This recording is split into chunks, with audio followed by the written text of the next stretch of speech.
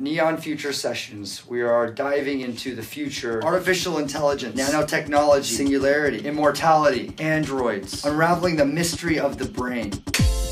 Okay, I'm excited to see where technology and humanity are gonna be converging. I've talked to scientists, philosophers, writers. You know, those questions are exciting for me to think about. The future is intriguing. It's like a snake shedding its skin. I could blame one person that opened the doorway into this idea of a utopian neon future, and that's Ray Kurzweil. Well, a futurist tries to predict the future, and I have a particular methodology which really does work. I made predictions based on that in 1981, and now we're in 2014, and we're right on the money as to where that trend should be. He talks about singularity. Humanity and technology will come together to a point where we will have no idea what's going to happen because it's going to be so explosive. My main thesis is that information technology, not everything, but information technology progresses exponentially, basically doubles in power every year. And that's not intuitive, because our intuition is that progress is linear. And to demonstrate the power of that, if I take 30 steps linearly, that's our intuition, 1, 2, 3, 4, 5, I get to 30. If I take 30 steps exponentially, 1, 2, 4, I get to 1 billion. Your smartphone is several billion times more powerful per dollar than the computer I used when I was a student at MIT. It's also shrinking in size. My smartphone is 100,000 times smaller than that computer.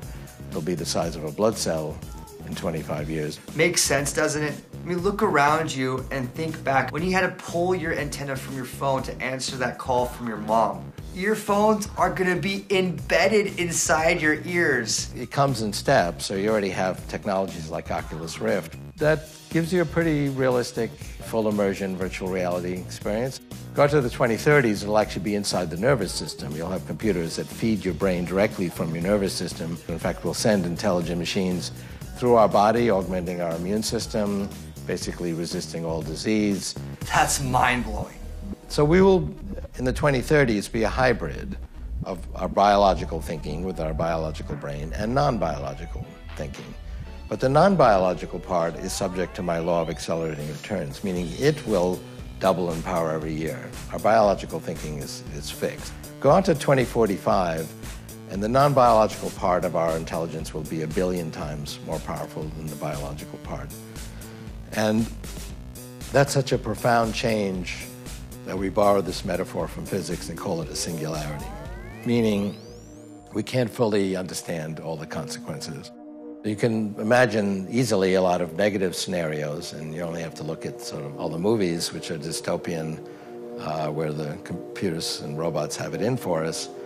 I have a somewhat different perspective in that I don't think it's going to be us versus them, because I think we're going to merge with these technologies and we're going to become enhanced with these technologies, and that's why we create these tools, is to make ourselves greater. We're the only species that seeks to change ourselves.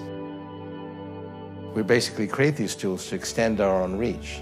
1,000 years ago, I couldn't reach that fruit, that higher branch, so I fashioned a tool to extend my physical reach. We are going ethereal, and I am a spiritual person.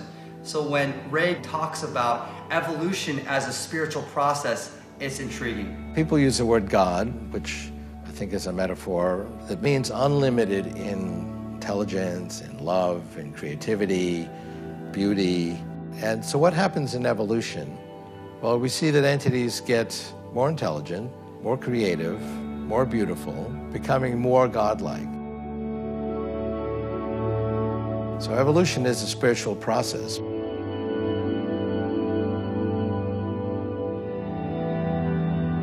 Thank you guys for watching, and please be sure to subscribe.